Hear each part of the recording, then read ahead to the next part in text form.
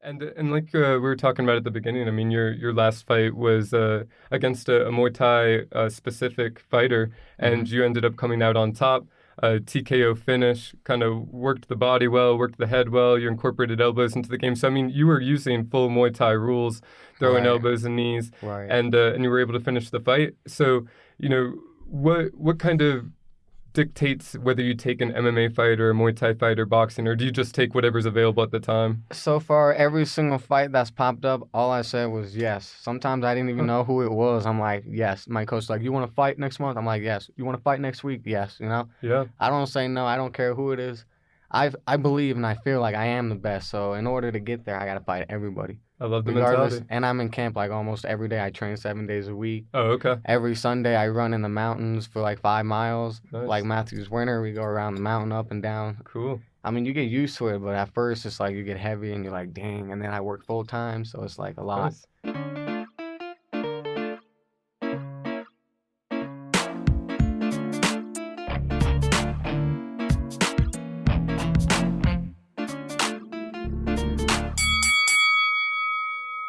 This is the prize fighting business.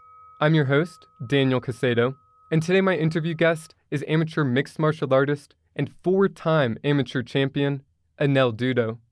Anel trains at AFA Boxing in Westminster, Colorado, and he's a mixed martial artist that also competes in boxing, kickboxing, and Muay Thai.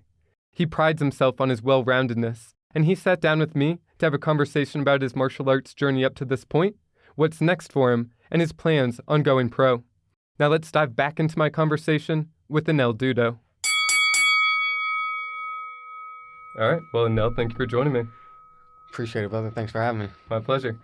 So you're fresh off of a big TKO win with the third round at Sparta 78? Mm-hmm. Cool. And you were landing elbows, everything. For real. Muay Thai bout. So how do you feel about a week after that? I mean, it has been a week, so I feel pretty good.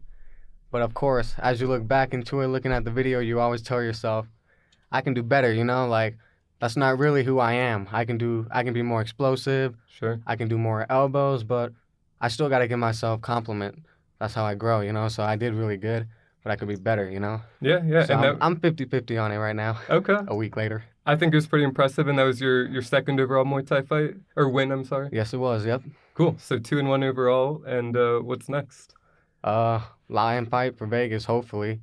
Cool. Once they confirm it, I just called Isaiah Torres. Hopefully I get to fight him soon. It's been like a year I've been waiting for him, just calling him out. Really? I feel like he's been ducking me, but I don't know if it's true, but we'll see. Okay. And he's another local guy He is. He's actually #1 in Colorado, so they say. in the flyweight division. Yeah. Okay. And it's funny because he lost to Nate Collison, and I pretty much killed Nate Collison. And I got the highest wins in Colorado, so it doesn't make sense that I'm not #1 in that record. But hey, I'll just keep showing him that I'm worth it, and boom, it'll happen. Yeah. And is that like Tapology.com rankings? It is. Okay. Topology.com ranking. Cool. It is. And you're a well-versed fighter. I mean, that's one thing that you don't see with all MMA fighters these days. A lot of them are kind of strictly sticking with MMA, but you've got an 8-4 MMA record. Mm-hmm. You've got 2-1 Muay Thai record, 1-1 boxing record. So you've got experience in all these And all of different them. Mm-hmm. combat sports. How do you feel like that kind of feeds into your game? I feel like that's like the best thing for me because I'm still semi-pro. I haven't signed the contract yet. Right. And I don't want to because once I get all those experience, I can just become the best. I can avoid every situation. And when I go in the MMA cage, I can use all those things. Yeah. And some of them, they can only do boxing. Right. Boom, I'll take them down. I'll win that fight.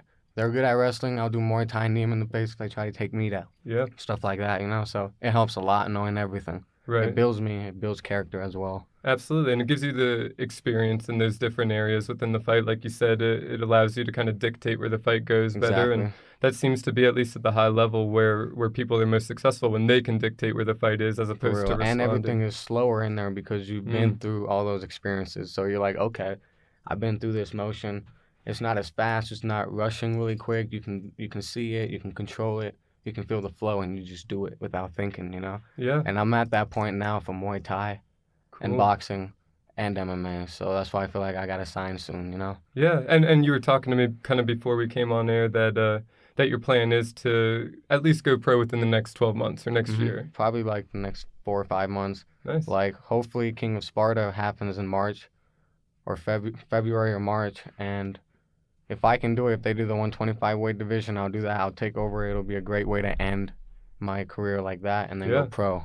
Absolutely. And the King of Sparta, just for people that don't know, it's a 3 fights in 1 night contest. Yes, it You've is. got, I think it either starts with kickboxing. Boxing, kickboxing, and then MMA. Damn. Right? You're all about that? You like that? Oh, definitely. I mean, there's a reason I do all of them. So, and I feel like I'm the best in Colorado on every single one of them. So, cool. That's my chance to prove it, you know? Absolutely. I don't do all those for no reason. I want to be the best fighter, so there we go. Yeah. That's my chance. And like we were talking about at the beginning, I mean, your last fight was against a Muay Thai specific fighter, and you ended up coming out on top. TKO finish, kind of worked the body well, worked the head well. You incorporated elbows into the game. So, I mean, you were using full Muay Thai rules, throwing elbows and knees, and you were able to finish the fight. So, you know, what kind of dictates whether you take an MMA fight or a Muay Thai fight or boxing, or do you just take whatever's available at the time? So far, every single fight that's popped up, all I said was yes. Sometimes I didn't even know who it was. I'm like, yes. My coach's like, you want to fight next month? I'm like, yes. You want to fight next week? Yes, you know? Yeah. I don't say no. I don't care who it is. I believe and I feel like I am the best. So in order to get there, I got to fight everybody. I love the mentality. And I'm in camp like almost every day. I train 7 days a week. Oh, okay. Every Sunday, I run in the mountains for like 5 miles. Nice. Like Matthew's Winter, we go around the mountain up and down. Cool. I mean, you get used to it, but at first, it's like you get heavy and you're like, dang. And then I work full time, so it's like a lot. Nice. Damn, that is a lot. It's you're a young man. Yeah, exactly. You got the time, you got the energy. For real. So you are 21 years old. 8-4, 8-5 in MMA, 2-1 in Muay Thai, 1-1 in boxing. So you mentioned again before the show, you've only really been doing this for about 3 years, training full time. Yeah, you've racked up. Not full time, part time. Part time, and you racked up over 20 fights. Full time, right? That's incredible. I mean, that's great experience that you're getting through that. I mean, for real. What motivated you to kind of start initially and then stay so active? Well, to be honest, it's just the lifestyle that I grew up. I mean, ever since I was a kid, I would always get, like, picked on, and I'd be like, all right, what's up? We're fighting right here at school. I can guarantee I've had over fights, like 100 fights as growing up as a kid and stuff. Like, in middle school, I only got, like, wrestling. Like, I did a lot of stuff. It's just fighting. People would talk smack, and my families were, like, having money issues. We came from Europe. There was only 5 of us in America, so I didn't really have anybody. And my dad's like, I believe he has PTSD, but he's like, he used to be not in the military, but a civilian militant in Bosnia when that war was going on. Yeah. So he came over. He would tell me. The 90s, right? Right. And he would tell me stories like that. And I guess I just kind of looked up to him, and I just wanted to show him I'm as tough as him. It's a tough area to grow up in. It is. And he's black belt karate as well. So he's like doing all that shit. And when I was growing up, I'm like, wow, I can't touch him. I want to be just like him, you know? Yeah. And so I guess I just started wrestling in middle school. Okay. After Philadelphia. No, actually, I was in Colorado. I wrestled, then we moved to Philadelphia. I wrestled in Philly. We were homeless for like 6 months. And then I went to a private school freshman year in Washington, D.C. Wrestled there, became #1 national for the deaf wrestlers. Sure. I was the #1 for that. Cool. And I was like ranked in D.C. like 3rd or something for all over D.C. I was like, okay, that's pretty cool. And then sophomore year, we moved back out in Colorado, started wrestling here, and I just felt a magnetic attraction to it, you know? I couldn't stop wrestling. It was physical. You could, like, hurt people in there and not get in trouble, you know? Yeah. So, and then once I graduated, 3 months later, I started training at Child's Play MMA, and it was, like, pretty cool. I was like, oh, okay, this is something I really like to do, and I'm not getting in trouble for it. Yeah. 3 months later, after I just started training, Vern just puts me in a fight against Chris Carroll, and I was like, oh, I was 18 years old. I was like, 18, wow. Yeah, it was a rush when I stepped in there. It was all so fast. I was like, dang, this is different. You know, it's not like a street fight where people don't know how to fight and you can just beat on them. This guy know how to fight, and he just choked me out. So after that, I started training really hard every day. Your first fight was a loss? Yeah, it was. Wow, I mean, that's a good experience, though. And right, a minute. I mean, you said you've been trained for 3 years, but having that wrestling background's huge in MMA, especially being more, you know, your orientation. You went from wrestling to boxing, which is a great combination. Right. So you take your first fight, and it doesn't go the way you want, but you feel like this is it for you. You love it. For real. Like, I mean, just like when I was in 7th grade, I lost my first wrestling match that year. Mm-hmm. After that, I was 17-1. Wow. I feel like when you lose, you learn more from it. It builds more fire inside you, and you're just like, all right, I know what I'm capable of, and this wasn't it. Boom, you better yourself every day, and that's what Absolutely. I'm at. That's awesome. Yeah. So when did you take the first fight you ever took was MMA then? It Wow. was. So then how did you decide that you also want to take boxing, also want to do Muay Thai kickboxing? Well, Junior is a professional boxer, and That's your coach? that's my coach's son. Your coach's son? Okay. Yeah, he's a professional boxer, and he just boxes, and every time I watch, it's like an art, you know. It's beautiful. Like the movement you can do, it's not easy to do. So ever since I started doing it, the repetition, the motion, I could see the art of it and the motion of it as I was in it, and I could feel the flow, and I was just like, okay, I think this is what I'm meant to do. You know, I just couldn't stop after that. Cool. I just kept boxing, and then I figured out Muay Thai, elbows and knees, and I was just like, oh snap. So your game truly evolved over time. I mean, you start in wrestling, no striking ability. You take that first fight 3 months in, you get choked out, and then you start developing your boxing game. You feel the flow. And then I won those fights afterward. After that first fight, Cool. I got a TKO on that second fight, and it was in Oklahoma. Nice. And then I won the second fight after that, and then I went to New York for a title in Triton's fight, which I believe I won that fight, and I got robbed to a split decision, I believe. And that's a popular regional promotion up there, Triton It fight. is. So that's big I for your heard. third fight as an Yeah, amateur. it was fourth fight actually. Fourth fight, yeah. So I became 2-2 after that fourth fight Mhm. with that split decision, and from there I just started switching off Yeah. a lot more. So what does camp look like? I mean, was it different at the beginning than it is now? Personally, yes, because of how I evolved, you know? Like, in the beginning, I didn't think the way things should be the way it is now, you know? I would just go to camp for like 5 days a week, 1 hour a day, and not even think about the meal prep, not even think about how to do the stuff right, the mental game. Right. And at this point, I take my meal seriously. I train 7 days a week. I listen to my coach really well. I implement everything I do in practice into my fight game. I train like 2.5 to 4 hours a day. Wow. So. And is that do you go to work and then train at night? I do. I wake up in the morning. I check my investments. Yeah. I read some little business thing, and then I go to work. I work as a hardscaper, so I build fences, patios, decks, stuff like that. Cool. Building sod. And then after that, I just go to the gym. But you have a physical job all day too. I do. Like just Friday, I carried like 80-pound concretes. There was 150 of them. I was like, damn. Getting your lift in at work. Right. Cool. That's where all the power comes from. That's right. So what does a normal fight camp look like then? Like day to day, are you boxing Monday, wrestling Tuesday? Like what does the training regimen look like? We usually do from Monday to Friday. It's just like regular days. Thursdays is sparring. Okay. So Monday would be from 6 a.m. to 8 p.m. 6 a.m. to 7 I would do boxing. While he has class, I would do half an hour with the class, show some others, and then focus on myself. Cool. And then from 7 to 8, I would do Muay Thai and then just lift bench weights and stuff like that. Run 4 miles after the gym every other day sometimes. Nice. So kind of technique, bag work, then your strength and conditioning, and then your pure conditioning, your road work essentially. Pretty much, right. Nice. And like Tuesday, just jiu-jitsu. Wednesday is boxing, kickboxing. Thursday sparring. And then Friday, just boxing, and then Saturday, sparring. Cool. So the sparring on Thursday and Saturday, is that everything mixed in, or is it just boxing? The Thursday, yeah, they're always mixed in, unless it depends on the camp I'm in. So if I'm like Muay Thai fight, then I just do Muay Thai, do elbows, and with my brother and everybody else. But if I'm in an MMA camp, I'll just stick with MMA and just do that for the camp. Yeah. And you mentioned that your brother Alan is also a fighter, and he's your fraternal twin brother. So, I mean, how does he work into your camp? Is he your main training partner? What does that look like? Personally, I like to use him as my main body bag, you know? Like, not that I hit him a lot, but I do. But he blocks him, of course.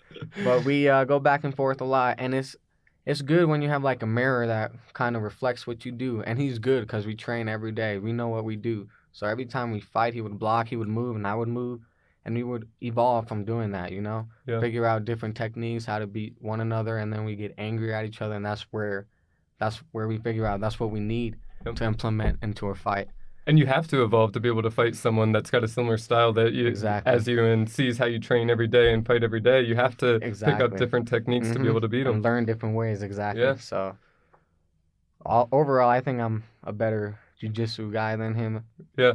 But he's got more power than me. I'll give him that just because he's bigger. Sure. But I feel like I'm more technical wise. I'm the master at that. All right. All right. Is he in a different weight class than you? He is. He fights at like 135s. Okay. And I fight at 125s and 115s was at Vegas, USA, KA. Oh, okay. Which was crazy. And that was against De Leon? De Leon, yeah. All right. So, I mean, if we look back at your kind of past few fights, you've had a lot of almost prestige fights to a certain extent. Your fight prior to this was in Vegas, like you said. Mm-hmm. It was against Quinton De Leon, another young guy that's kind of same weight class, New Mexico based, same region, but he's also rising and doing the same thing as you, kind of taking that Muay Thai approach. And right. Does he do MMA actually? I don't even know. I don't believe so. He's mainly Muay Thai? Most likely, I think so, yeah. But you got the opportunity to fight him at Lion Fights, which is the biggest Muay Thai promotion really in North America, right. And you were able to pick up that win, which is huge. Right. I mean, so that led right into Sparta 78, where you were able to fight another Muay Thai guy and again pick up the win. So, I mean, not only are you showing that you're well-rounded as a mixed martial artist, but you're able to go into the art that these guys focus on and beat them at their own game, which has to be huge mentally for you. Mm-hmm. It is, and I actually think I fought Matt Barrows right before the Sparta 78. Oh, okay. Yeah, which was No Mercy, so that's MMA as well. Yep. Yeah. So that was a big one too. Yeah. So 3 wins, I mean, what, in the last 4 months, really? I think so, yeah. That's pretty incredible. And 2 of those are for championships. Yeah. The 2 that were championships were Muay Thai championships. Where you, so you just... Actually, there was 3 of them. 2 Muay Thai, 1 MMA. Damn. So you just collected your 4th amateur belt? Right. I mean, it does seem like it's almost time to go pro, right? It does, right? Doesn't it? Cool. So, and you were saying before the show again, next you would like to fight in Vegas. Would you be defending your belt, or would you be fighting for a new one? They're asking for me to do the 125 USAKA. Okay, because the previous was 15. Right, they want me to be the first dual holder for the USAKA. So I was like, okay, I think I'll do that, Yeah. And I know I can do it. Yeah. I don't think I can do that. Absolutely. So. And that would be in Vegas, under Lion Fights promotion again? And at Hard Rock as well. So, cool. And I believe this is their final show before they're shutting down. Wow. And building something new. So I was like, that's an opportunity to That's fight a hell of an on, opportunity. right? Absolutely. And I like the Nirvana pool, so I got to check that out one more time. Cool. Are you? Do you know who you would fight? I just asked Isaiah Torres to go out there and ask him because nobody wants to fight me, and I've been wanting to fight Isaiah Torres for like more than a year. So I just called him out saying, hey, if you really want to fight me, don't back out. Go hit up Lions Fight. They're looking for somebody, 125, man. He was like, all right, I'll do it. We'll see how it goes. So he's willing to even go into the Muay Thai ring with you and fight. He actually asked for the Muay Thai. Damn. And I feel like it's because he knows my ground game's better. Okay. But my Muay Thai is better anyway, and I'll prove it. Cool. I love it. Well, and he comes from a good camp as well with Jeremy Kimball down south. So, he can also train in New Mexico because they're pretty close there at Jackson's. But that'd be a great matchup. And both of you are 125-pounders or true 125-pounders. Right, for real. But you think you match up well against him? I think we would be the perfect... I think I'm better than him, of course, but I feel like he's the best one in Colorado.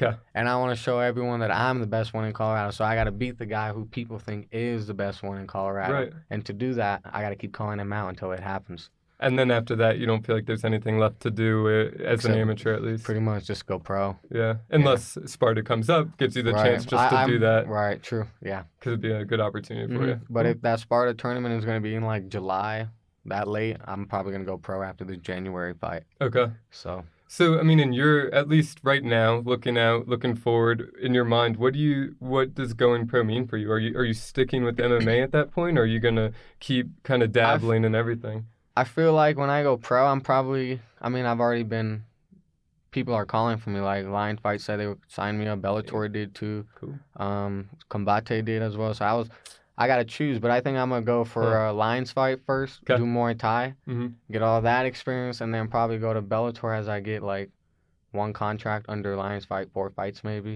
and see how that goes. Yeah. Do you like, you mentioned Combates. Do you like that promotion? Like, do you consider that, or do you consider Bellator as the more premier at that point?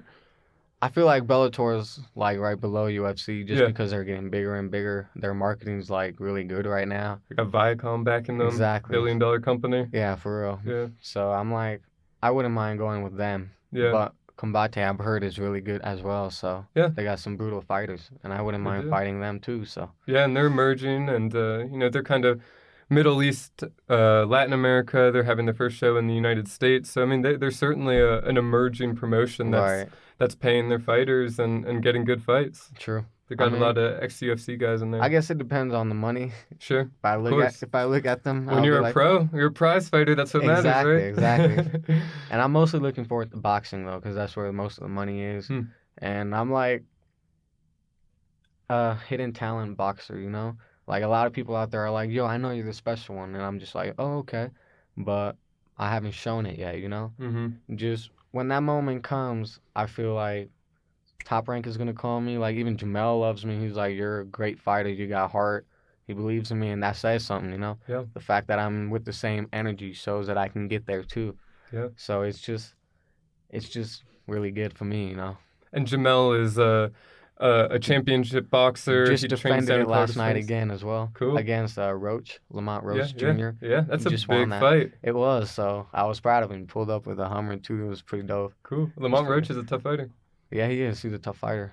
So, and you were training with him for your camp for this last fight too, right? I was, yeah. And I feel like just because I was training with Jamel, I've never felt anybody like his power, you know, or his technique or speed. And when I was just going with him, people were saying I was doing a really good job, like with my balance and movement and all that. And I was just like, wow, I wish I could see it, but it doesn't matter because I can feel it. So when I was in that cage with what's his name, Chino Dean, yep, I was like, I could see the boxing movement, and like I threw some bodies and stuff like that. And I feel like that sparring with Jamel gave me that mindset that I can do more in a cage just against Chino, just because he's not Jamel, you know what I mean? Sure, yeah. I mean, a very high-level boxer, professional high-level champion boxer, and you showed a lot of good boxing skills in the Muay Thai fight too.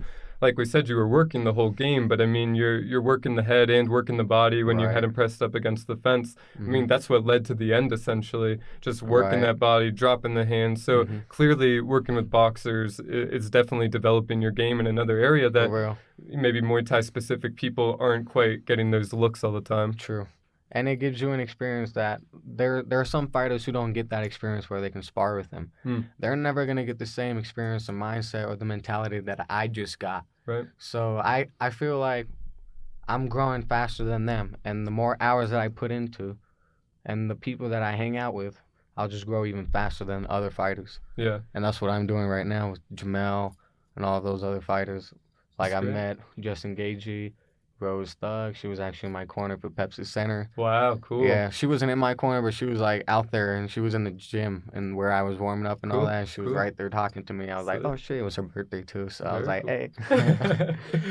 But I met a lot of fighters too, and that kind of inspires me too. Yeah. So people like them, they inspire me to do more so that I can do it for other people as well. Yeah, I mean, you see it locally. There's a lot of people that are at that high level and in your weight class too. I mean, you know, you're probably a minute out from fighting the guys like the Brandon Royvals, but I mean, it's got to be cool. He actually knows me. He actually said that he respects me, and all, and I was like, oh, okay, he wants to train with me. Apparently, according to my coach Baca, they're friends. I was like, all right, that's cool. He likes my moves and all. He said he likes my flow. I was like, okay. Yeah, well, I mean, that gym in general, I think, has 3 of the top pros right now. They have Nate Smith, Sid, and Brandon. So definitely a lot of talent there that you can work with. Nate the Savage Smith? Right. Yeah, right. That kid, he used to train with us. Oh yeah? Yeah, he was pretty cool. Yeah. Cool. So I mean, what do you envision? You mentioned that you would take lion fights, but is MMA the goal, or what would be the overarching goal? I would say UFC is the main goal. Cool. Like that's where I want to be. Like that's where every fighter wants to be. But before I get there, I want to get the experience. I want to capture all the belts that are in different promotions, and then take over the UFC. It'll probably be better marketing strategy, more money, stuff like that, and more experience because I don't want to lose in UFC at all. Cool. And there are some badass dudes in there that can fight, you know. And if I just go in there, I'm prepared and not mentally ready. That's just ruining my career, and this is my lifestyle. I don't want to ruin it, you know? Absolutely. This is all I want to do. I die for this. So you want to take that Israel Adesanya approach, go to these, like, I mean, he fought Glory, he was fighting, I think he fought Infusion. And he had over 60 kickboxing fights. Yeah. So you kind of like that approach. You like that approach of getting your ring experience, not just in the cage, but in all the different martial arts. So that when you go in there, you got it all, you know? Yeah. He's pretty beast right now. I mean, look at him. He's taking out everybody. So Yeah, he's a monster. right. So when you train your ground game, I mean, are you working to submit people? Like, is that the goal, or is your goal on the ground just to get back to your feet and avoid submission? Or how do Uh, you kind of approach that? to be honest, I really like being on my back, but because I'm not pro, I can't elbow on my back, Right. so that kind of limits me. So I like to get up more and do my boxing.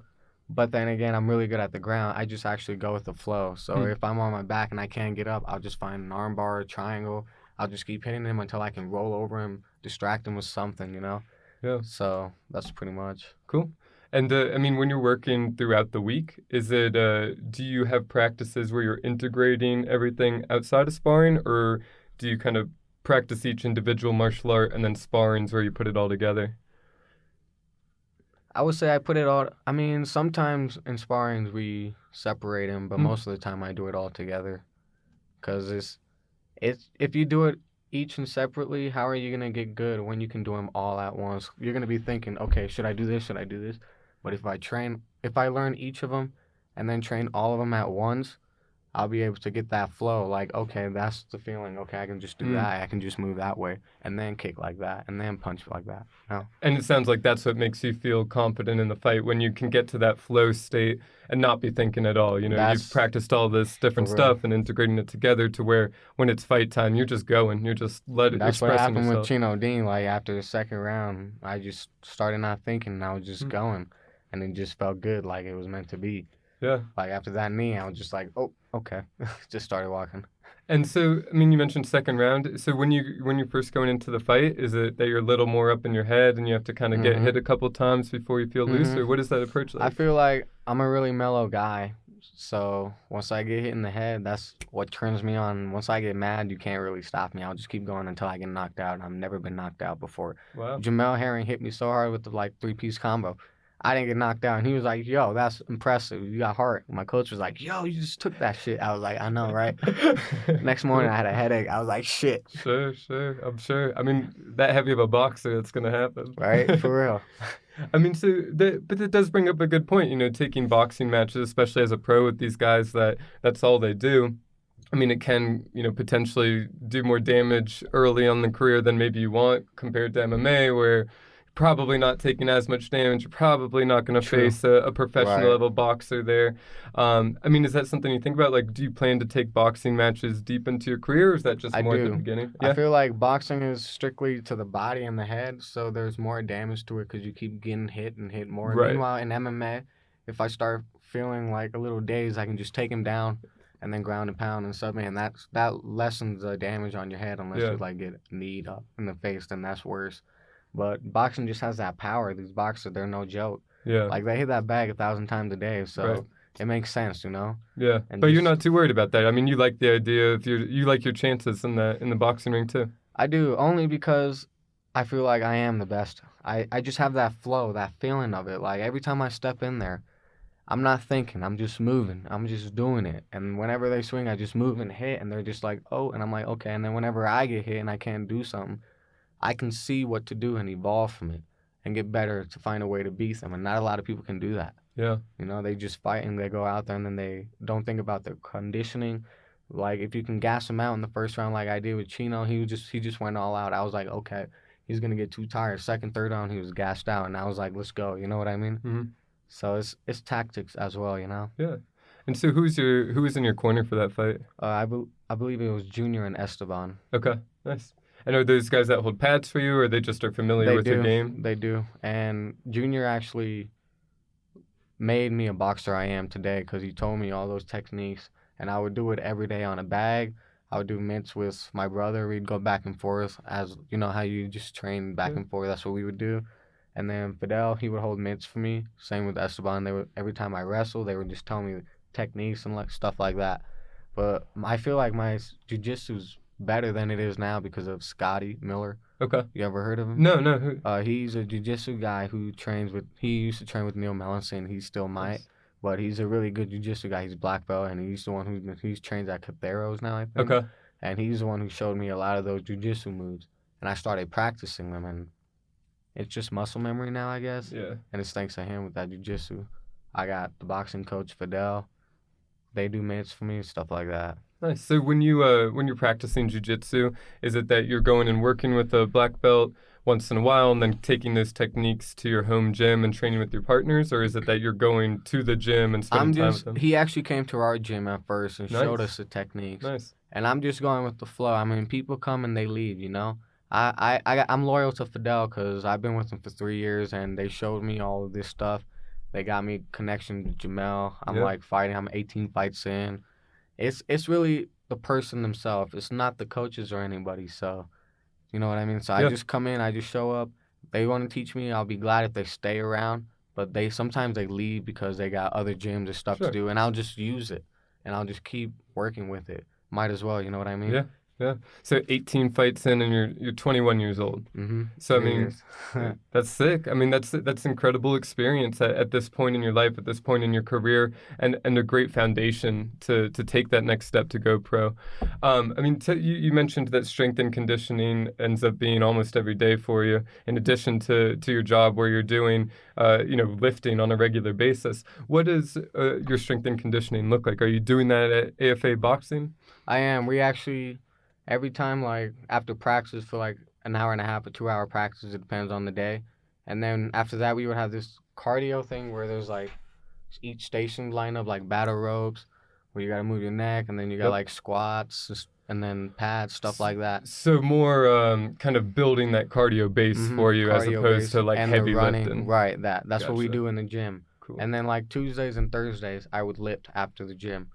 Me and my brother would just go in the back. I'd just put on plates, just do like 10 reps, Mhm. and then go down from there, you know? And you feel that's to develop power or what? Yeah, to develop power and strength. So when I'm in there wrestling, I can actually hold them down because Mhm. I'm only 21. These guys are in there that I'm fighting are like 25, 28. Grown man strength. Exactly. So, but lately I've been feeling like I've been overcoming them. Like I fought Matt Barrows and I was just like, oh, this dude ain't nothing, you know? Like I feel like it's because of the age or just the type of work I've been doing. Yeah, your body's developing, it's filling out. I mean, honestly, your job probably has a play in it too. Just the fact that you are lifting all day.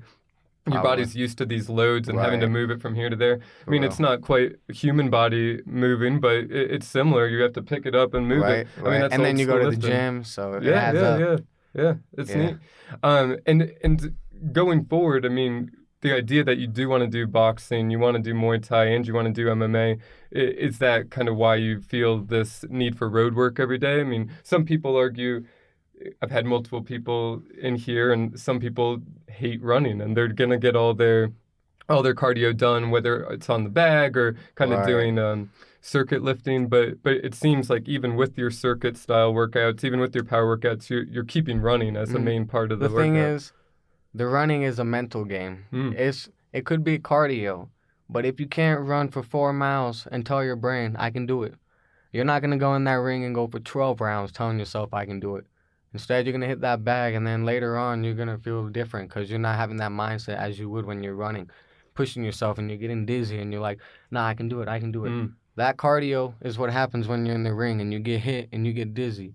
The more you get hit, and if you're not running and getting used to that with that mentality, you're not going to be used to it in the fight. So you're going to just get hit, be 2 days, and then either get more heavy during that moment and just waste your cardio like that because you're thinking, oh, snap, I'm getting hit hard. It's not the same. Instead of, okay, let's go.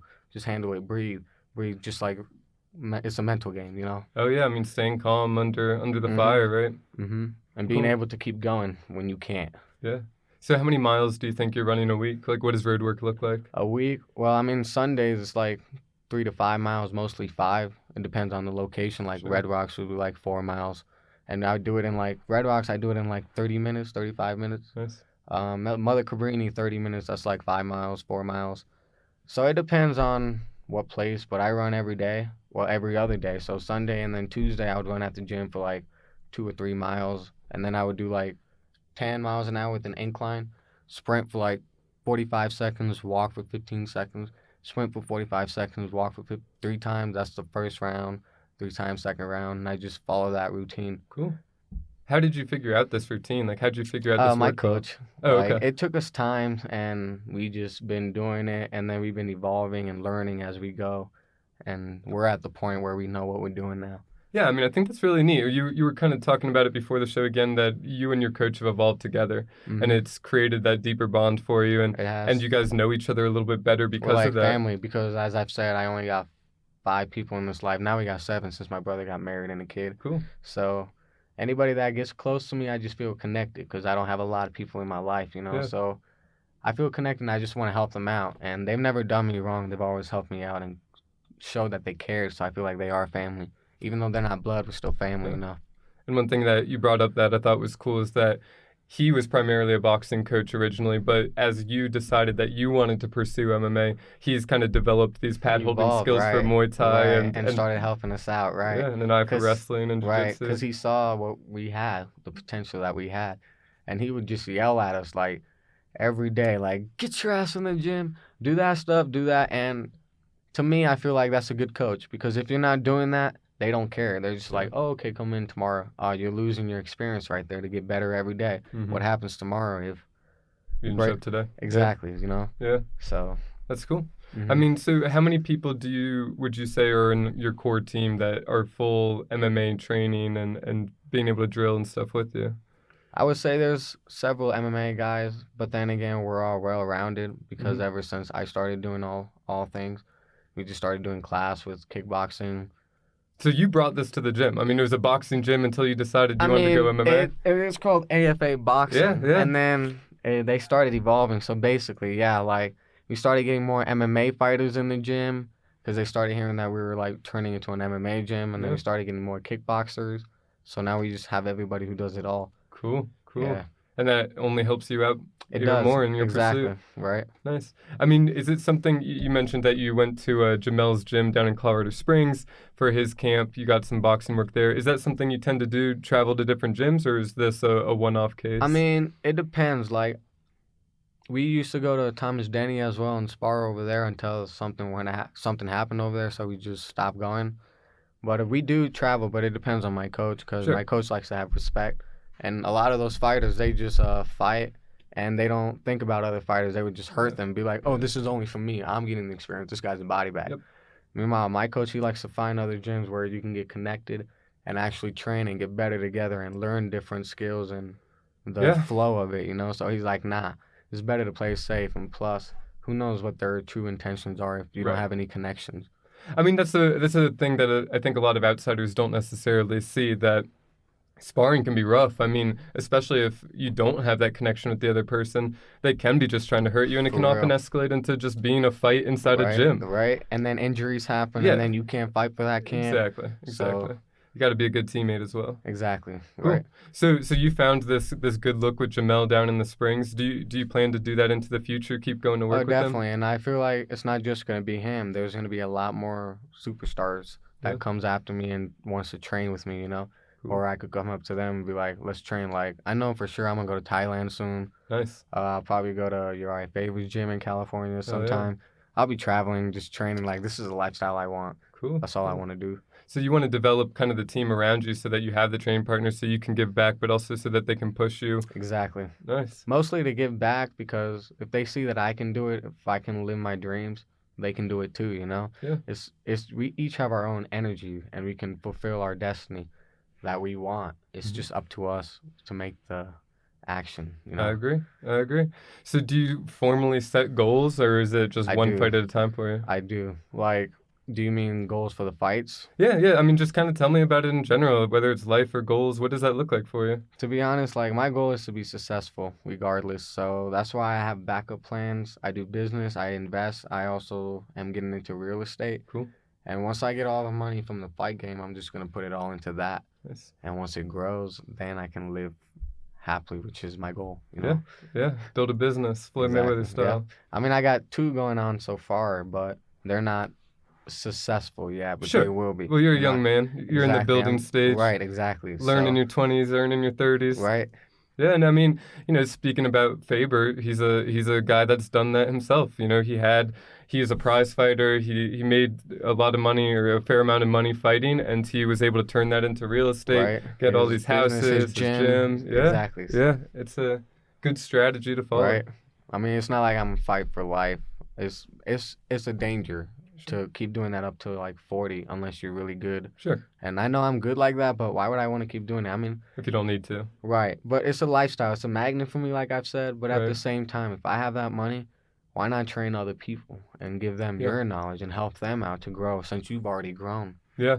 So, And one thing that you've said that's grown and evolved over time throughout your I mean relatively young career is your diet and nutrition, your meal prepping aspect of things. So tell me about that. What does that look like for you? honestly, that's what I got to work on. Sure. Like I just eat whatever I want and I just go in training and I'm okay. Mhm. But at the same time, I can feel those energy of the food affecting me. Like if I eat chips or if I eat like McDonald's, I can feel it in the cage Yep. or in the fight. But if I eat like salad or I eat fruits, it's a better frequency, it's a better energy that can give me positive vibes that I can do more. You know, it doesn't make me heavy. Right. It doesn't make me tired. It's good for you. Yeah. So Is that something you're still developing then, yes, kind of that it is. strategy It around is. that? Like Cool. I'm still like stuck on trying to figure out. Like I used to do meal prep with Fit Republic foods. Yeah. And they were good, but it wasn't my preference. Sure. So I'm looking for something else now. You got to get a sponsor. Yeah, I'm looking for sponsors for food, Cool, and I gotta learn how to make the food too. Like, Sure. Yes. what type of food? Like right now, I'm like, all right, give me Pringles. They're like, what? I'm like, I mean, cooking definitely plays a big part of it. If you have the Right. ability to cook your own food and you know that Exactly. knowledge, you're controlling Mhm. what goes into it. I mean, Nate Diaz says Mm. that's like one of the biggest key of his fight game is being vegan, Yeah. eating right, and I can see that too because that can heighten your senses and your energy to do more, to attract more, to manifest more Yeah. because it's not bad for you, you know? Yeah. It's, You do tend to see the professional fighters being more aligned with these meal prep companies or having their own chef in there making their CBD. food. Yeah. Mhm. Yeah. So do you I mean, what is the sponsor game like for you? I mean, you have 18 fights as an amateur. I know, you know, even some pros struggle to get sponsors, but I've seen your posts. You tend to post to different companies at different times. What is the sponsorship landscape for someone in your position as an amateur? Well, it depends. You gotta have a lot of experience in a good marketing media for your company to sponsor you. So I got like I think like four, which is like Infinite CBD, Nice. Icon Sales. Used to be Turp House, but we dropped them because my coach did actually. I don't know why. I usually let my coach do all those things. Oh, okay. So your coach is actually finding the sponsors for you. Right, and That's cool. sometimes I go out there and look for them myself, but I tell my coach I like to focus on fighting. I need a management, so I'm like, you guys do that. I'm gonna keep fighting. You give me the sponsors and Yeah. help, and I just make us money. Yeah, that's smart. So your coaches are finding the fights. Your coaches are finding the sponsors. They Mhm. bring them to you, and Sometimes you say yes they or call no. me and I be like, you gotta go to my coach because I can't do anything like that. I'm Yeah. training. I gotta focus, and they're like, okay. They just text my coach. It's probably a smart approach. Right. But cool. So he's out there working for you. I mean, he's hustling for you, and you just Pretty focus on the much. training. Right. Yeah. Nice. When you go pro, I mean, is that something that you intend to keep the same way? Do you tend to get another manager on top of your coach? Honestly, when I go pro, I'm gonna change a lot more. Yeah. Like, of course, the meal prep. Sure. I'm definitely gonna get a management with my coach. Mhm. Like we're already talking about it. Nice. So somebody so that he can just focus training with me. Right. We'll have somebody creating my shirts, my marketing, do all that for me while we just do our own thing. You know. Yeah. That's the goal. Cool. Cool. So your coach will kind of help you find the manager, Mhm. and then Somebody once you're who's cool- comfortable with right, them, Yeah. Right. nice. If they're respectful, that's okay. But if they like try to use him, he will get like mad and he'll Good. just like be like, all right, you're done. Good. You Yeah, know? I mean, that's good that he's looking out for your best interests. I mean, that's super important, especially early in your career, right Right. before you go pro, gotta especially find the with right the people. foundation you built. Mhm. Yeah. Right.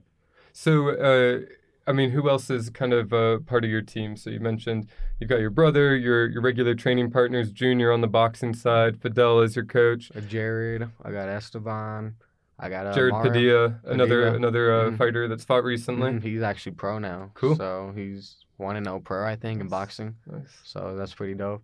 I got Harun. He actually just came from Bosnia. He said he looked me up. He saw my name. He was like, Wow. I want to check your gym out. He texted Wow. me, and I got him over to the gym, and he's been with us ever since. Damn. So I cool. thought that was cool, you know. That is really cool. People from other countries are like looking up to me and Yeah. coming over. But yeah, I got a lot of people that come in and out. Like, I'm not good with names, but if I see them, I can just Yeah. You know what I mean? Yeah. So there's like Dre Graham. He's a boxer as well. Cool. He's pretty cool. So I train with those guys. They're like my main group. Mm-hmm. And my coach, we work together so that those guys know the techniques and then they work with each other, you know? Okay. So then coach just watches and tells us if we're doing something wrong. He'll be like, all right, move that leg and change that position and stuff like that. Nice. That's how we do it in the gym. Yeah. So you've got this team around you. You've got a coach that you feel very comfortable with. You've set this foundation on your amateur record. You're kind of 1-2 fights away from going pro. How long do you want to fight? Till I die. Yeah. To be honest, that's how I feel. Till I die. But it depends on the brain damage. Like, if I get some, then I'm going to have to stop. But if I'm okay, because I'm good at bobbing and weaving, then I'll just keep fighting. But you don't picture an end. I mean, essentially, your goal is to fight at the highest levels and work your way there, and then just let the career kind of take its own journey. Pretty much go with the flow and start teaching people and just maybe do bare knuckle boxing someday. Oh yeah, yeah. You like that? I mean, I used to street fight, so that's my shit. Damn, it's just those cuts. I mean, you like Muay Thai too, so you know, get cut up in that. Right. So if you went to Thailand, like you said, your intent would be to go. Mm-hmm. You will go to Thailand. Oh, yeah. Would you take a fight there, or would it just be for pure training? Now that you say that, I'd probably take a few fights out there just for the experience. Yeah. But I was going to probably stay there for like 3 to 6 months. Cool. And just train at that gym. I forgot his name, but Esteban told me this gym. But he's like really well known. Oh, there's a bunch out there. Mm-hmm. I mean, honestly, you probably won't go wrong at any Muay Thai gym out there. Right, but I was gonna go to this specific one for like 6 months, train there, and I might even pick up a fight now. Yeah. So would you go? Like, I mean, Tiger MMA is a very popular kind of Muay Thai gym that is mixed martial arts oriented. Would you go to a gym like that, or would you try to go to a Muay Thai specific gym? A Muay Thai specific gym. Nice. There's a world champ Muay Thai fighter specifically. And he's like the really short dude. And They're all are, yeah. He knocks, but he's the one that fights all those big dudes and knocks them out. Okay. And so I want to go to his gym. Oh, PK Sanchai? Are you talking about? Sanchai. Gotcha. I want to look for that guy. Yeah, that guy. So cool. I think he's at Yacao right now, right? Probably. I think he trains at Yacao, but he's from PK Sanchai or something like that. Mm-hmm. Yeah, I mean, there's a bunch of dudes there that. For real. Well, I'm just gonna like go out there, look for that guy, and then just keep training out there. See how it goes. Do you plan to stay at 125 pounds? I mean, what does the weight cut look like for you? To be honest, I wanted to go up to 135 just to keep lifting every day and gain that muscle. Yeah. My coach, you're still developing. Right, but my coach is like, nah, stick to 125 because of the speed and the agility that I have in there. And I'm like, that makes sense. So I tend to like go up to 135, and I'm trying to be 135 pure muscle and cut to 125 for those fights. Not a terrible cut. I mean, you know, when you're getting in lower weight classes, not like 115 when I was 135 to 115. That's a lot. That was crazy in like a week. So how long does it take to cut to 125 for you from that 10-pound? I would say a week, unless I can cut it in a day. But if I like do it right, I'll do it in a week where I'm like really good and strong. But if I do it in a day, I'm just gonna be like the next day all heavy, weak. So what does the weight cut look like? Are you just restricting calories? Are you water I loading? actually put on sauna suits and like, you know, Albaline. I put that on so I can sweat. Sweat? Yeah, I can sweat faster every day. And I just hit the gym. I drink a gallon of water like Monday, and then I start to drink less. And then Thursday, Friday, I don't drink at all. So you're water loading and going to the sauna dehydrating? Pretty much, yeah. Okay. And it takes about a week for you to get down those 10 pounds then? Mm-hmm. And that's to be healthy, to have like the fit. You feel strong with that kind of weight cut. Right. What are you eating after you weigh in? I go to like Golden Corral and stuff like that. Buffet? And I just eat. I drink like 2 Pedialytes. Yep. Because that'll like bring me back. Yep. With the electrolytes, so I like that. And then I just eat a lot. I usually gain up to like 35 the next day. Damn. So you're walking into the ring at 135 essentially. Yeah. Cool. Yeah. Like my last fight for Chino Dean, I think I was at like 138. Okay, so still it'd be a little light for fighting 135 potentially. Right. Because those 135ers are at like 155 to 160. So. Yeah, it's crazy how big some guys at 135 are, like 6 foot. And it's not a joke if they know how to fight, because then that's the advantage they have. They got the weight and the power, and they know how to fight, and so you're like, oh snap. But if it's the same, then boom, that's a good fight, you know? Yeah. Not that I wouldn't take a fight like that, I would. Sure. You'll take any fight, any comers. Facts. Cool. Do you look at 135, like the division locally, do. and know who those guys are? I mean, I fought in 135s. I was actually number 5 in 135s for Colorado. Cool. But then they took that down for some reason. But I fought like Zach Haynes. Okay. I fought a lot of people that are in 135s. Rudy Baldivia. So you keep track of all the fighters around you. Pretty much, yeah. Yeah. That's good. I think that's what we're supposed to do. Yeah, if you want to be the best, for sure. Challenge them. I mean, I love it. I'd be watching them all. I love that. I think a lot of, especially fighters in their amateur careers or beginning the pro careers, they're a little bit hesitant to call people out. But, you and Isaiah Torres going back and forth online, I love that. Yeah, we actually just went back and forth, on Saturday. Yeah, you posted your winning fight, and he said next. And then when he won, he was like, I'm calling out Anel. I was like, all right, I'm here. And then his coach, Jeremy, was like, oh, it's not going to be a good fight. You're fighting Austin Brown. And I'm like, hold up. Huh. I got 4 belts. This dude ain't got nothing. Where's the logic in that? Yeah. So I was like, whatever. I called him scared. I was like, y'all just scared. He's like, nah, you're just drunk. I'm like, that don't even make sense. I've been calling him out for a year. Yeah. Whatever.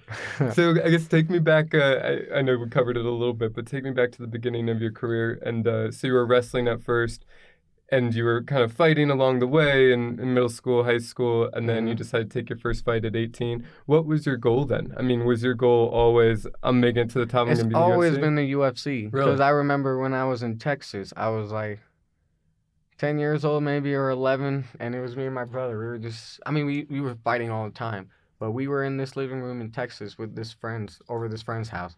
And I saw UFC on the TV, and me and Alan, we were just like, yo, this shit looks dope, because everybody was watching and cheering. We're like, we're going to be on there one day. And ever since, it's just been aligning to that point, I guess. Wow. Yeah. Cool. But we've always just loved fighting.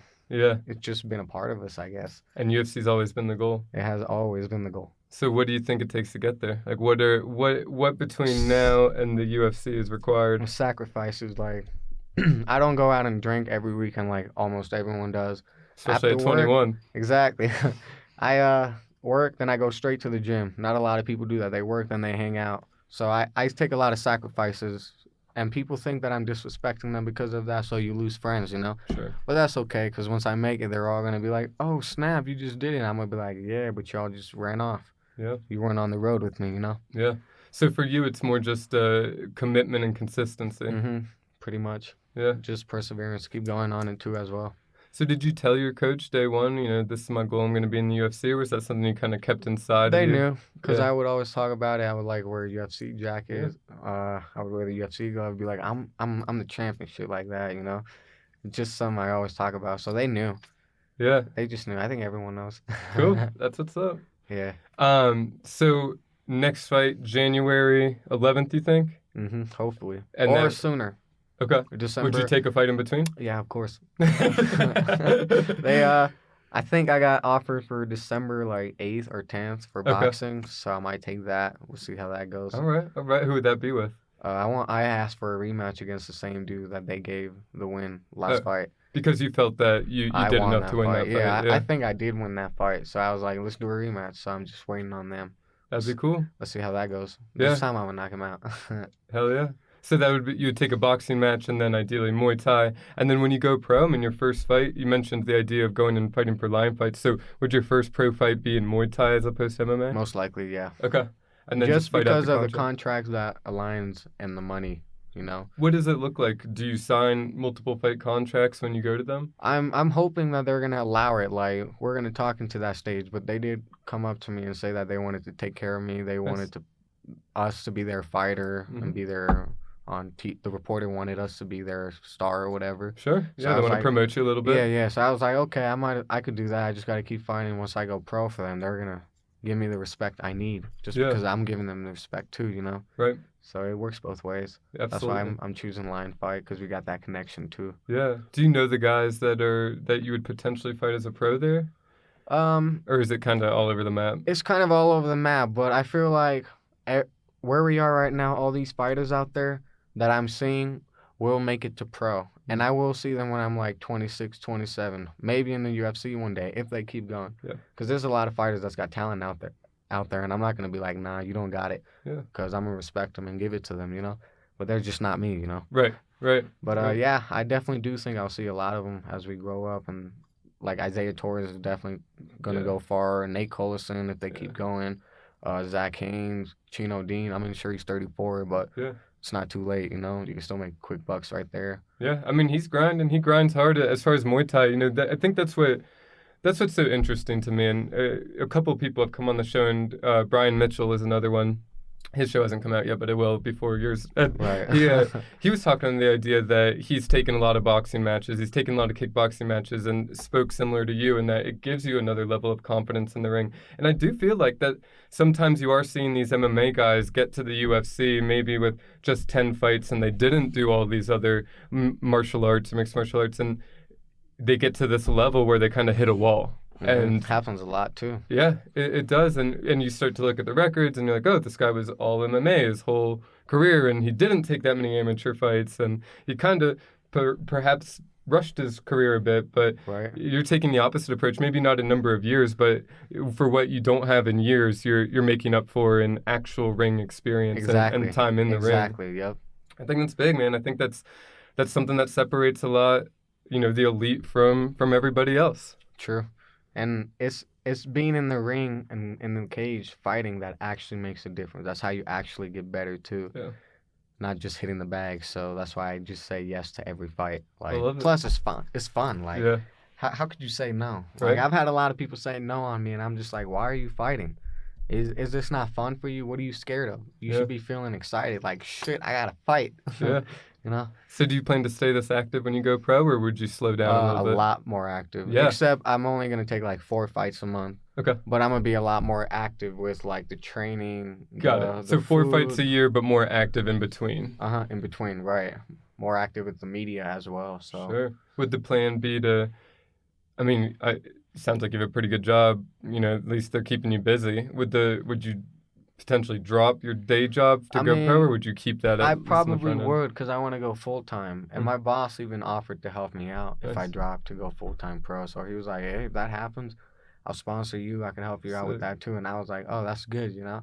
So once I go pro, once I have enough backup funds, I'm just going to quit and go full-time, train every day, all day. Yeah, that's another big thing that seems to be a recurring theme about people having a solid support network that are able to chase this career. It's almost necessary to have a coach that you're very close with, and potentially someone that can help financially back you, and or even if it is just, you know, spiritually and emotionally supporting you. So, I mean, it sounds like you're at least doing a good job of surrounding yourself with these people while also building the resume. It's also choosing to surround yourself with those people. Of course. So that's why I'm like, all right. Yeah. Watching out. Man, I'm excited for you. Thank you, brother. I'm excited for your future. So January 11th, potentially, Lion fights. Your goal would be to get on Sparta, the 125-pound King of Sparta first amateur tournament if that comes up, and then going pro in 2020 at some point, maybe mid-year. 2020. Mm-hmm. I love it. It's gonna be big. Yeah, keep an eye out for him. So how can people follow you online?